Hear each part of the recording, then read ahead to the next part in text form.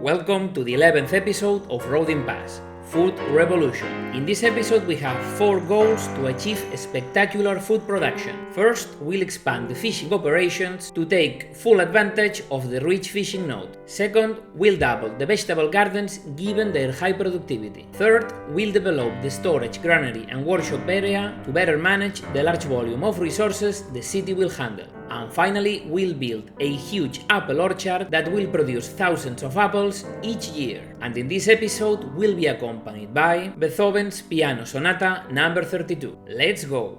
In the previous episode, we left the southern part of Rodin Pass to found our new city in the north. In this episode, we're laying the foundations for a whole food revolution so this new city can produce massive amounts of food and fuel explosive urban growth. But first things first, we must prevent growth from stalling, so we're going to build more housing. On the other hand, we need more raw materials for construction, so we'll expand our timber operation. Unlike in the southern city, we need a big population of oxen, since they're one of the limiting factors when constructing buildings, as they're the only ones that haul logs. For now, we'll import 10 oxen plus 2 horses for the trade post and 2 mules that we'll need later. Our first objective is to expand fishing. To do that, we must unlock the related technology that doubles the available fish and allows winter fishing. We're close to achieve the development point required for that tech. We only need to upgrade 2 houses to level 2 to raise the city level and earn the development point. While those are built, let's have a look at the southern city, which we have a bit neglected. Checking things over, I noticed we had left the apple orchards half extended. We built the farms but forgot to buy the orchard plots in the backyards.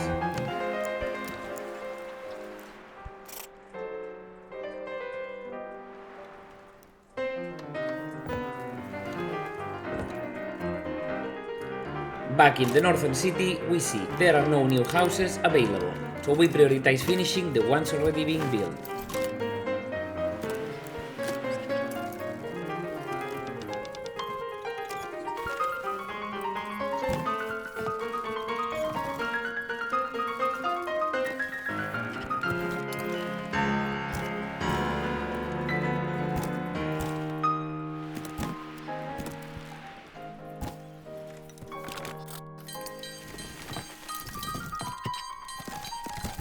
With that, the city level rises and we can unlock the fishing tech. Capacity goes from 715 to 1430.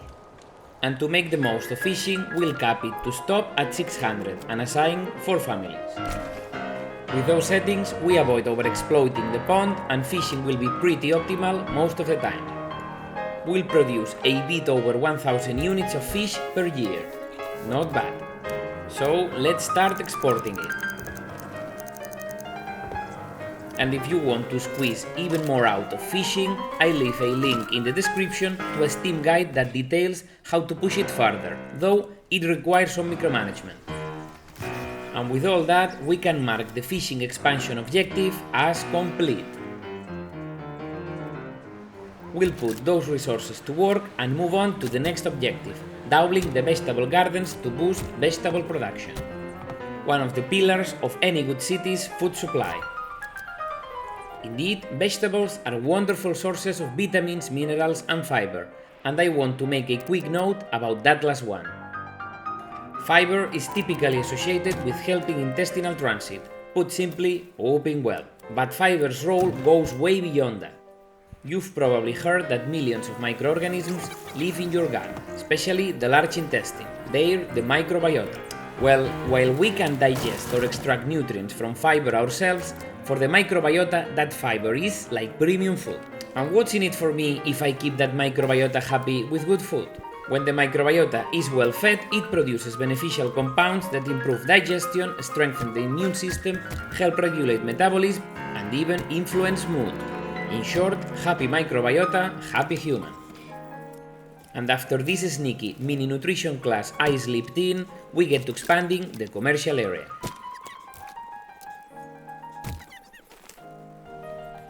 We keep building the farms that will host the vegetable gardens in their backyards.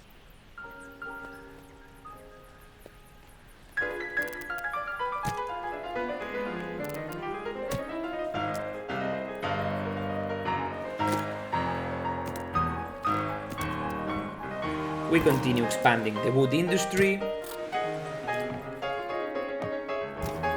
And now that we're generating decent regional wealth, we unlock some trade routes like the fish route to improve exports.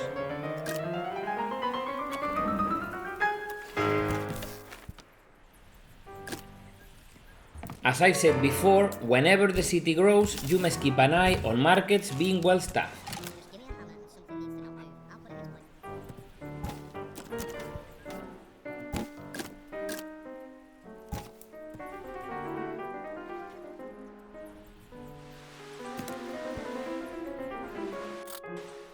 And we see the Baron is at it again, so as usual we're going to destroy his port rooms.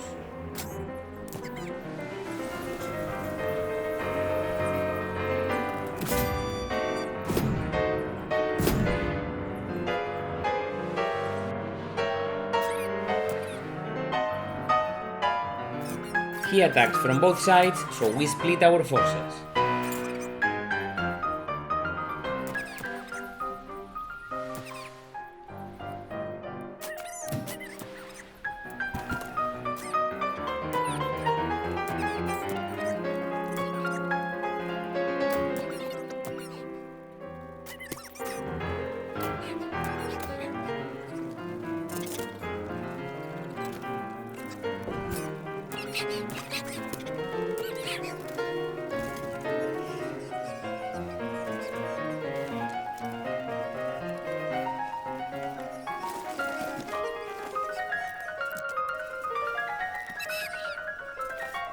After messing around at the gate, the enemy infantry finally decides to come in.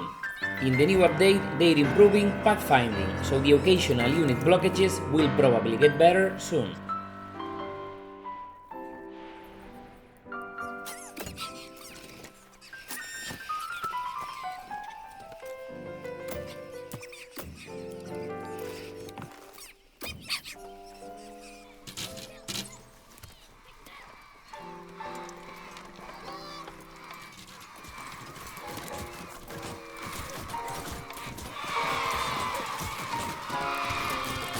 And with that, the skirmish ends in the south.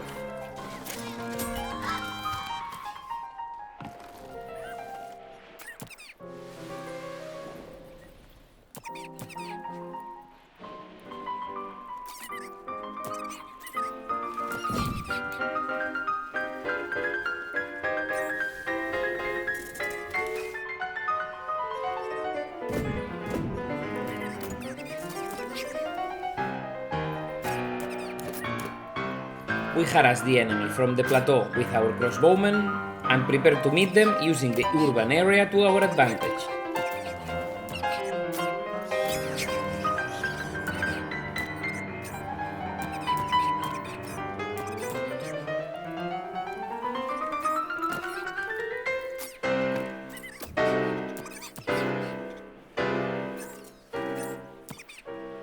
Just in case, we call the southern troops since we're slightly outnumbered.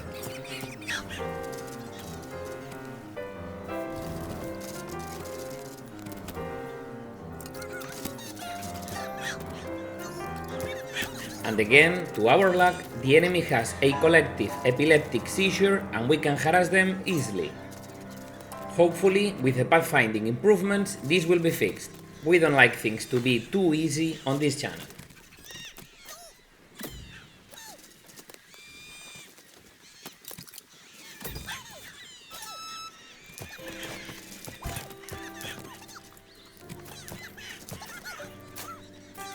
The enemy retinue tries to attack our crossbowmen, but we intercept them.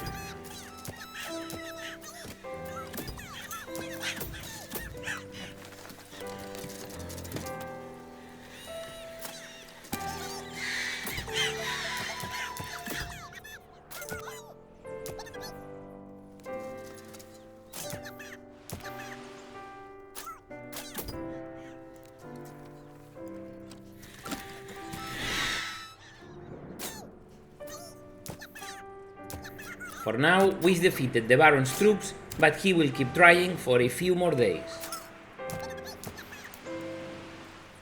Now that the farms are built, we'll double the vegetable gardens to get a spectacular vegetable production.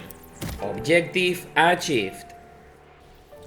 Next, we'll develop the warehouse, granary and workshop area so resource management and processing run like clockwork.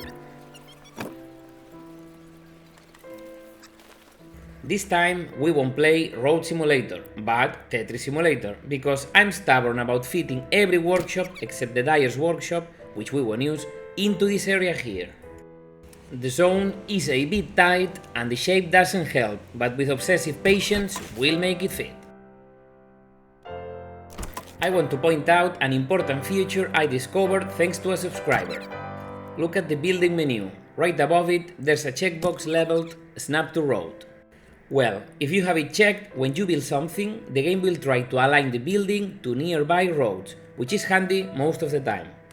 But if you uncheck it, you can place buildings freely without the game forcing a position. That gives you more freedom to fine-tune orientation and position. Very useful when you're playing Tetris and trying to cram many buildings into a small place.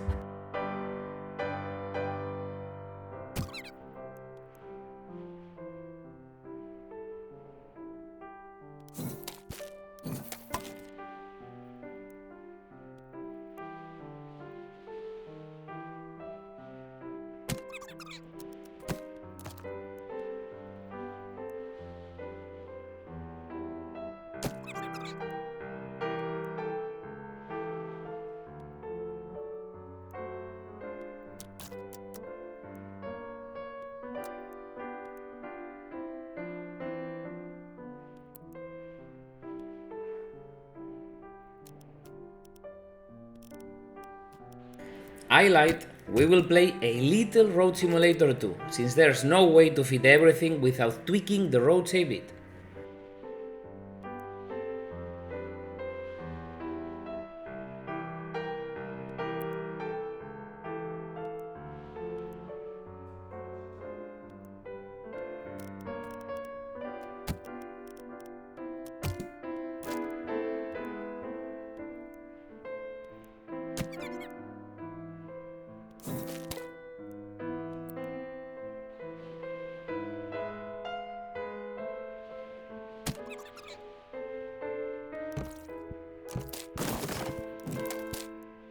See how close you can build to the neighboring building? That's thanks to unchecking Snap to Road.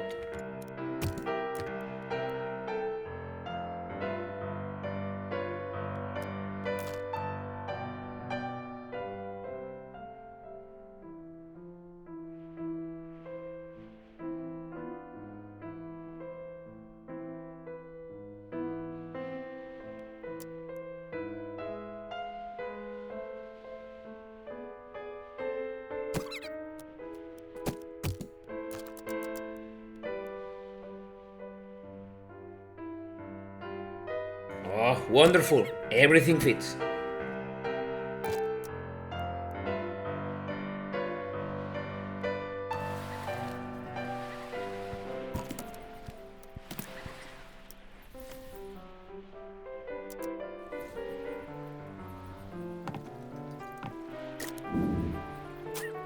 We disband the units we had left idle, and as per Murphy's law, the Baron attacks again.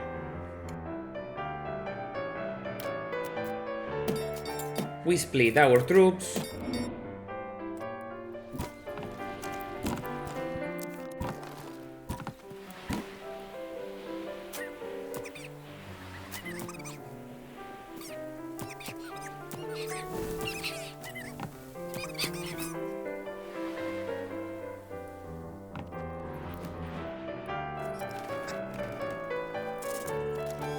And as usual, we harass the enemy at the southern entrance and try to sandwich the infantry when they come in.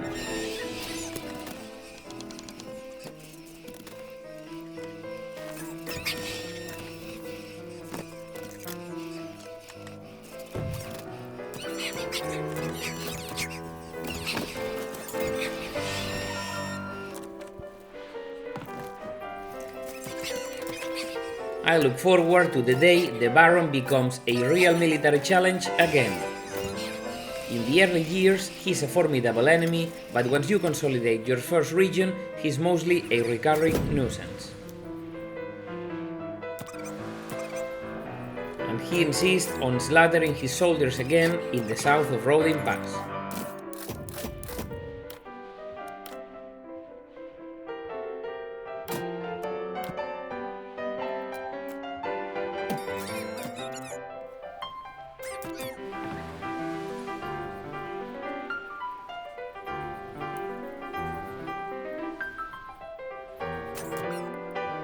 We disband and recall those units closer to the battle so they arrive sooner.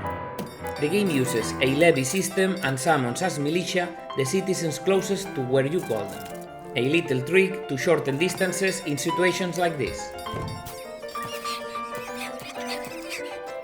So we prepare an overwhelming defense totally superior to the attackers to smash them quickly.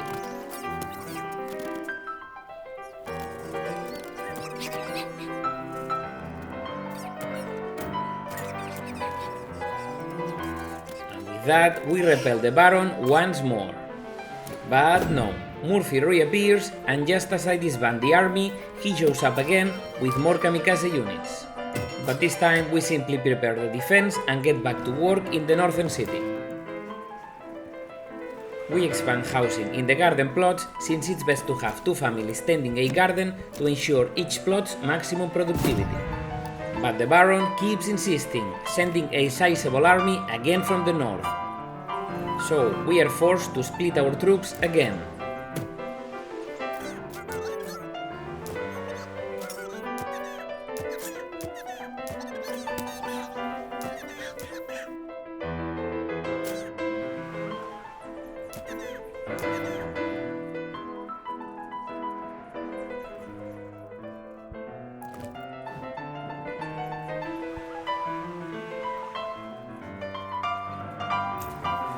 We assign the second horse to the trade post to improve export efficiency.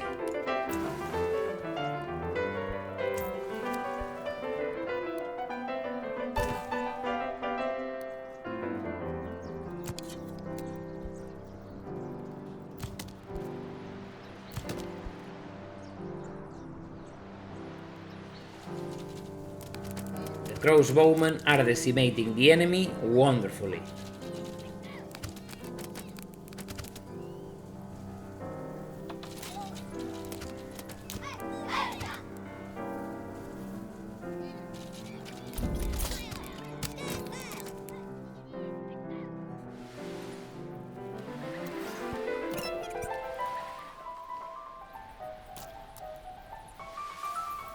And although we don't yet have orchard tech, we can build the farms that will host them. It will be a huge extension.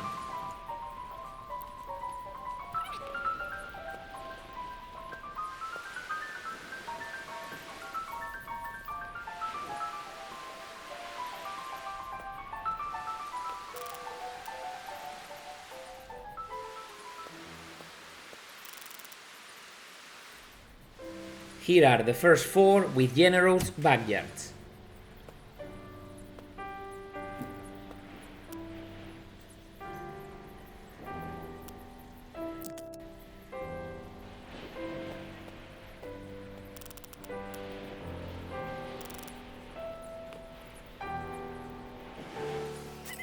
Victory in the south.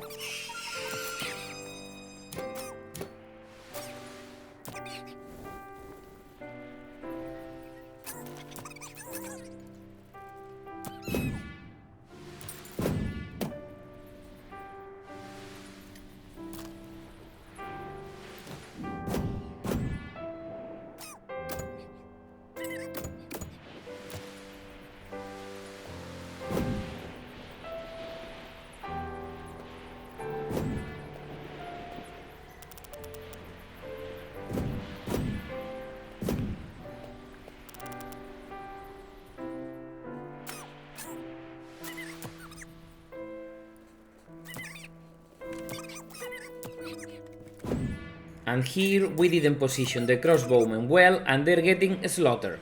We should have placed them on the cliff's edge.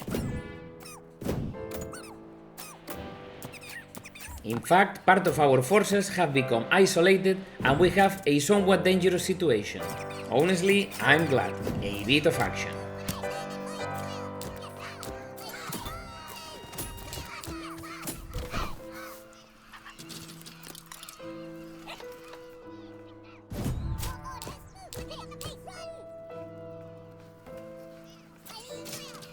We'll have to split our crossbowmen so one unit can flee while the other keeps firing.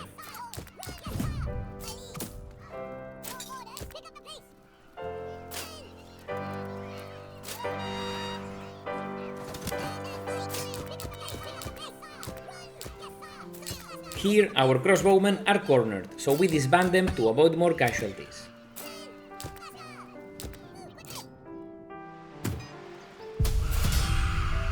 And just like that, the battle begins and ends. Manor Lord's mysteries. Well, it's not that mysterious. What we should have done to avoid so many battles is fight a single battle in the designated zone, which is the one that appears when you click the magnifying glass while the conflict is active. If you win in that zone, the conflict usually ends, although sometimes I fight for fun in other areas to stretch it out. But at this stage of the game, fighting the Baron is tedious, so in future conflicts we'll go straight to the point. Let's get back to the future orchard farms. For some reason the game won't let us build them. And here's the culprit.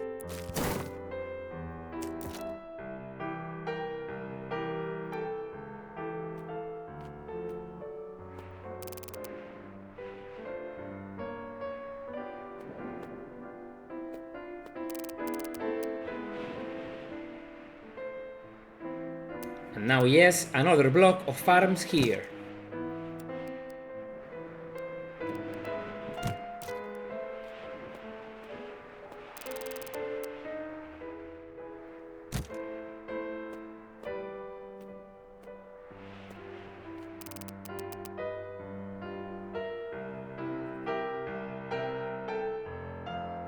And the last 4 double farms that will host hundreds of apple trees.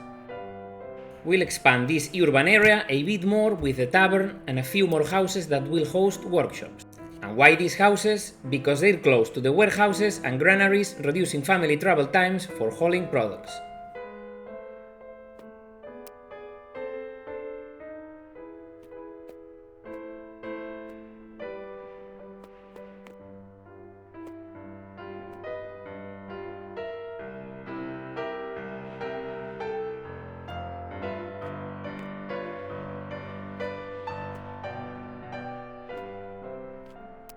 We won't build anything here yet, but I'm testing things because at this avenue intersection I have in mind a spectacular plaza with a market.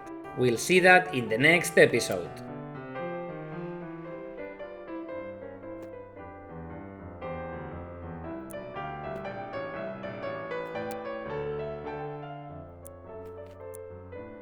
Here I complicate my life a little to create some irregular backyards to break symmetry and avoid all plots looking the same.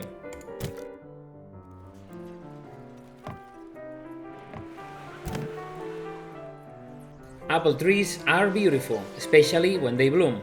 Can't you imagine this whole area full of them? We'll see that too in the next episode.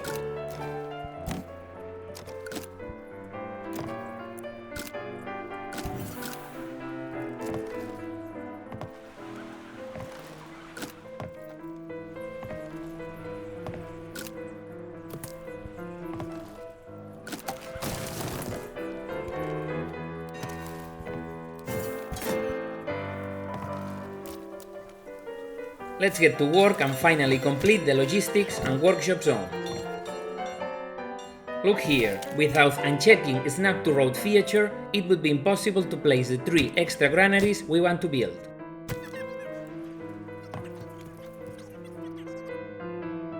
And now the warehouses.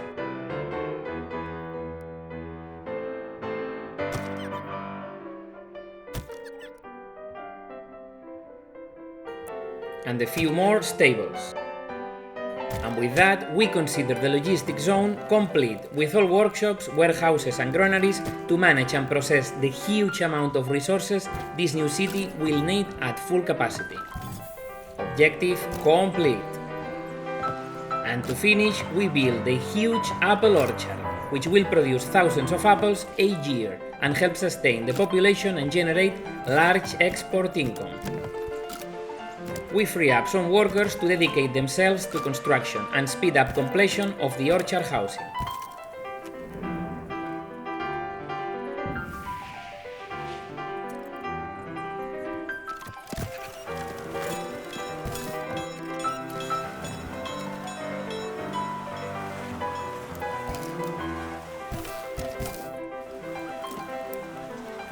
Looking to the future, we'll need some tools, and I'm thinking whether to trade for them with the southern city or have them manufactured locally. Considering there's an iron deposit and we have all the necessary workshops, we'll take advantage of it and make them here ourselves.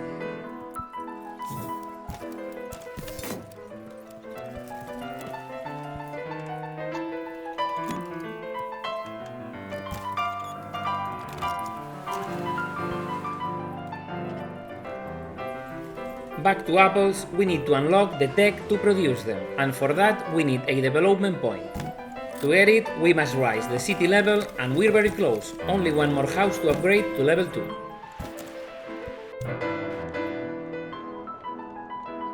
The city has already grown considerably and we're running short on water. Time to upgrade the well and build another one.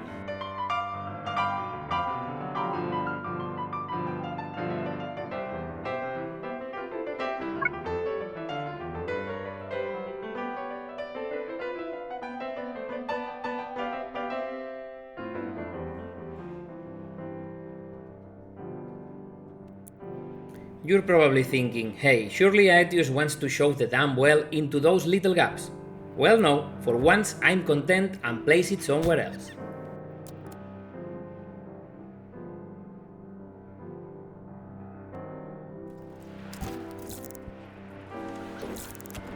Here I upgraded this house thinking it would count as another level 2 house for the city upgrade, but the game only counts the plot regardless of whether there's 1 or 2 houses on it.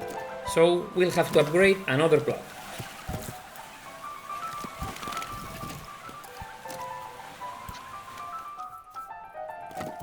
Anyway, this whole row of houses will later host some kind of workshop, so I upgrade them anyway, so they have 2 families and the future workshops will be more productive. Also, aesthetically, I like the avenue to have a higher housing density so it looks more impressive.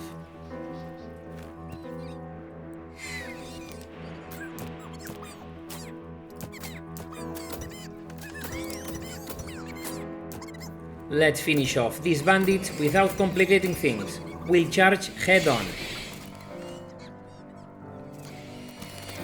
A good training for our troops.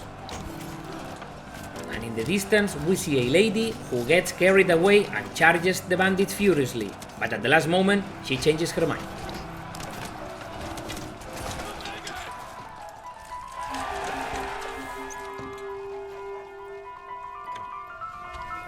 Oh my god, they killed Kenny!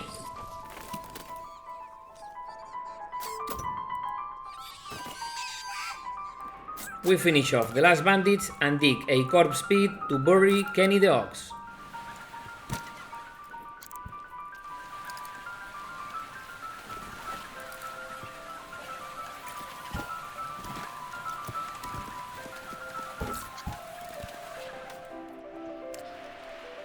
Now that we have the materials, let's upgrade the church.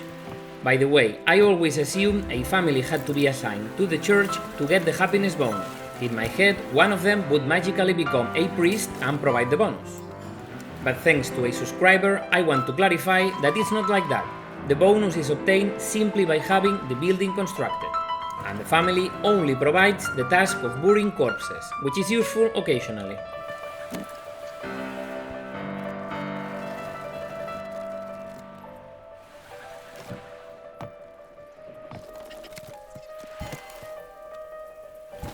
And this here will be the 5th plot we upgrade to level 2 to meet the requirements, raise the city level, get the development point and unlock the Apple tech.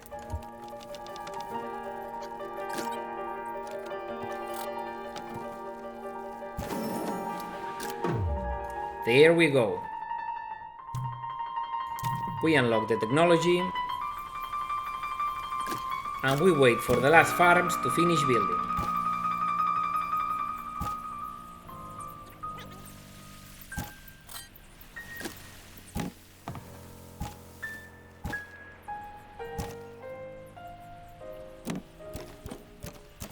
While we wait, let's enjoy the views of the new church.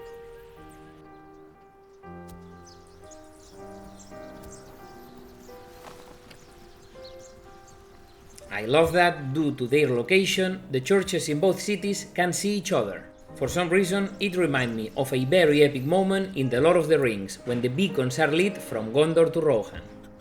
Crappily represented, I picture something like that. And after setting the churches on fire with a nerdy alibi, let's see how the orchard farms are doing. All set, let's go.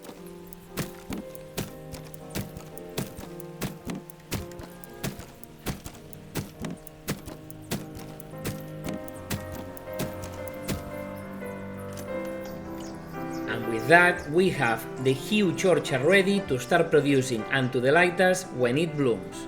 Objective achieved. And now that we've built a food empire, what's next? Well, since the new city will easily support hundreds of families, we'll witness a real estate boom throughout the city, which will trigger spectacular population growth. Will it outshine the original southern city? We'll see. So, what did you think of the food revolution in the new city? If you have any ideas or suggestions, I would love to read them in the comments. See you in the next episode. Manor? Ridiculous? Welcome to the 11th episode of Rodin Pass. I don't remember the title. In this episode we have four fingers to better manage the large volume of things I just forgot. And finally we'll build a huge dick